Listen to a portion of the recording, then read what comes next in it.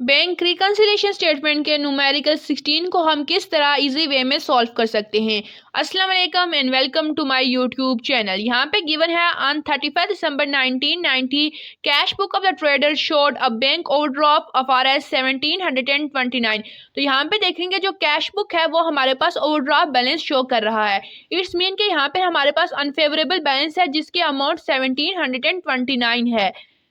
तो यहाँ पे इसका मतलब हमने जितनी भी एडजस्टमेंट करनी है वो कैश बुक में करनी है। आगे यहाँ पे गिवन है and his balance did not agree with the balance as per bank statement, और कैश बुक का बैलेंस बैंक स्टेटमेंट से एग्री नहीं हो रहा, दैट्स वाई हमने एडजस्टमेंट करके इनके बैलेंस को एग्री करना है। तो सबसे पहले हम यहाँ पे इसके क्वेश्चन को सॉल्व करते हुए लिखेंगे balance as per cash book, और यहाँ पे क्रेडिट बैलेंस इसलिए लिखा गया है क्योंकि ये अनफेवरेबल बैलेंस है, यानी कि अनफेवरेबल बैलेंस को शो कर रहा है। तो यहाँ पे इसकी वैल्यू है 1729। नेक्स्ट हम देखें तो क्वेश्चन में हमारे पास इसका ए पॉइंट है cheques amounting to RS 600 were issued but not present at the bank till first week of January 1991। कि जो 600 अमाउंटिंग के चेक थे वो इशू किए गए लेकिन वो अभी प्रेजेंट नहीं है, इट्स मीन ये हमारे पास अनप्रेजेंट चेक है। अब अनप्रेजेंट चेक हमारे पास ऐसे चेक होते हैं कि जो कस्टमर होता है या जो बिजनेस होता है वो पेमेंट कर लेता है और कैश बुक में से उसकी अमाउंट को लेस करता है, लेकिन वो बैंक में से उसकी अमाउंट को लेस नहीं करता क्योंकि बैंक में से अभी पेमेंट ही नहीं होती है। तो हमें कैश बुक में इसकी अमाउंट को वापस ऐड करना चाहिए था ताकि हमारे पास बैलेंस इक्वल आए, लेकिन यहाँ पे अनफेवरेबल बैलेंस है, दैट्स वाई हम इसको वापस लेस करेंगे। लेस इशूड चेक जिसकी वैल्यू है 600। तो जब हम 1729 में 600 को लेस करेंगे तो यह हमारे पास 1129 आ जाएगा।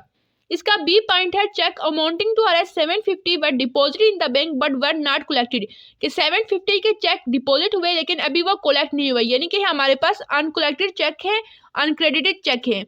तो अनक्रेडिटेड चेक हमारे पास ऐसे चेक होते हैं कि जो कस्टमर होता है वो पेमेंट रिसीव करता है और कैश बुक में उसकी अमाउंट को ऐड करता है, लेकिन बैंक में से अभी बैंक में वो अमाउंट अभी ऐड नहीं होती, यानी कि वो लेट बैंक में जाके चेक को डिपॉजिट करते हैं। दैट्स वाई वो नेक्स्ट डे पे क्या होता है कि नेक्स्ट डे पे वो बैंक में अमाउंट होती है, अमाउंट सबमिट होती है, यानी कि अमाउंट ऐड होती है उसके अकाउंट में। तो यहाँ पे देखें कि हमें क्या करना चाहिए था, हमें इसको लेस करना चाहिए था कैश बुक में से ताकि हमारे पास बैलेंस इक्वल आए, लेकिन अनफेवरेबल बैलेंस की वजह से हम इसको ऐड करेंगे। तो जब हम 1129 में 750 को ऐड करेंगे तो ये हमारे पास 1879 आ जाएगा।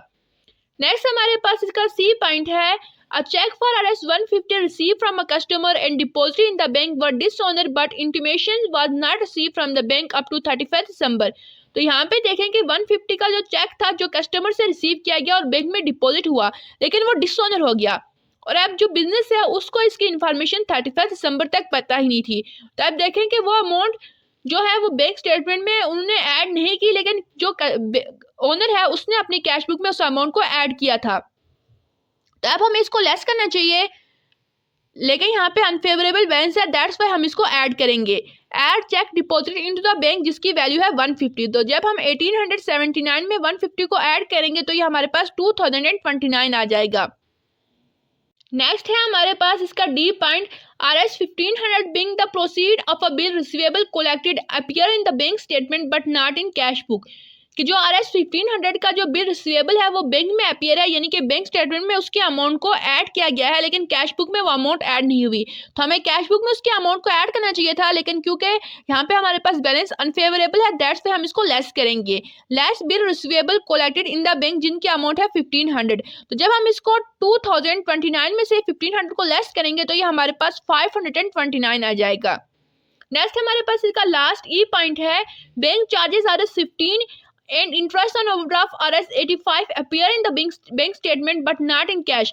कि बैंक ने जो 15 रुपीज चार्जेस लिए और जो इंटरेस्ट ऑन ओवरड्राफ्ट 85 रुपीज लिए, यानी कि बैंक अकाउंट में से इस अमाउंट को लेस किया, यानी कि जो कस्टमर है उसके अकाउंट में से ये अमाउंट लेस हुई, लेकिन अभी कैश बुक में ये इंटर नहीं हुई। तो हम कैश बुक में इसकी अमाउंट को लेस करते, लेकिन अनफेवरेबल बैलेंस है, दैट्स वाई हम इसको ऐड करेंगे। ऐड बैंक चार्जेस की वैल्यू है 100। तो जब हम 529 में 100 को ऐड करेंगे तो ये हमारे पास 629 आ जाएगा, जो कि हमारे पास balance as per bank statement है। अब अगर हम बुक में देखें तो यहाँ पे इन्होंने इस क्वेश्चन के आंसर में गिवन था bank statement debit balance RS 629। It's mean हमने ये न्यूमेरिकल सही किया। अगर आपको ये वीडियो अच्छी लगी हो तो इसे लाइक करें, शेयर करें एंड चैनल को सब्सक्राइब करें। Thanks for watching.